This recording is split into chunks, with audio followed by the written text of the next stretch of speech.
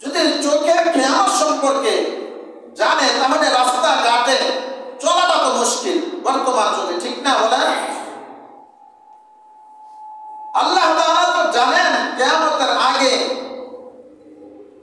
আল্লাহ তাআলা ফিতনা বাড়ায় দিবেন, নারীর ফিতনা বাড়ায় দিবেন, নারী বেড়ে যাবে রাস্তাঘাটে, বাজারে, এরকম ভাবে শহরে, বন্দরে, বিভিন্ন জায়গায়, বিভিন্ন সেক্টরে নারী আর নারী থাকবে। সেই হিসেবে আল্লাহ রাসূল সাল্লাল্লাহু আলাইহি ওয়াসাল্লামও ভবিষ্যৎবাণী দিয়ে গেছেন। তিনি বলেন, রাস্তাঘাটে যখন মহিলা দেখবে,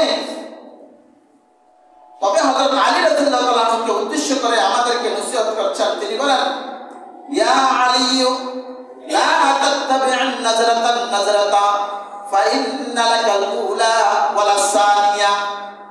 হে আলী, হযরত আলী রাদিয়াল্লাহু তাআলা আনহুকে বলতেছেন, ইয়া আলী লা তাত্তাবি'আন নাজরাতান নাজরাতা ফাইন্না লাকাল উলা ওয়ালা সানিয়া। হে আলী, পথে ঘাটে যদি কোনো মহিলা দেখা হয়, হঠাৎ আকস্মিকভাবে ওই মহিলার চেহারায় তোমার নজর পড়ে গেল, ফাইন্না লাকাল উলা, তাহলে প্রথম দৃষ্টিটায় আল্লাহ তাআলা তোমাকে ক্ষমা করে দিবেন। ওয়ালা সানিয়া, এই মহান মহিলার লাবণ্যতার আশায় অথবা চোখের তিক্ততায় যদি দ্বিতীয়বার আবার তাকাও তার দিকে, সেটার জন্য তুমি গুনাহগার হবা, সেটার জন্য তুমি গুনাহগার হবা। অনিচ্ছাকৃতভাবে যদি নজর পড়ে যায় তাহলে এটা আল্লাহ তাআলা মাফ করে দিবেন। দ্বিতীয়বার যদি ইচ্ছাকৃতভাবে আবার ওই মহিলার দিকে তাকানো হয় তাহলে গুনাহগার হবে।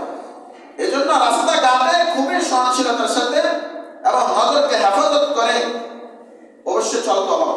হঠাৎ করে গেলে অন্য বিষয়, আল্লাহ তাআলা মাফ করে দেবেন। তাহলে এই আয়াতগুলো দ্বারা আমরা, এই আয়াত আর হাদিস দ্বারা আমরা কি বুঝতে পারতেছি?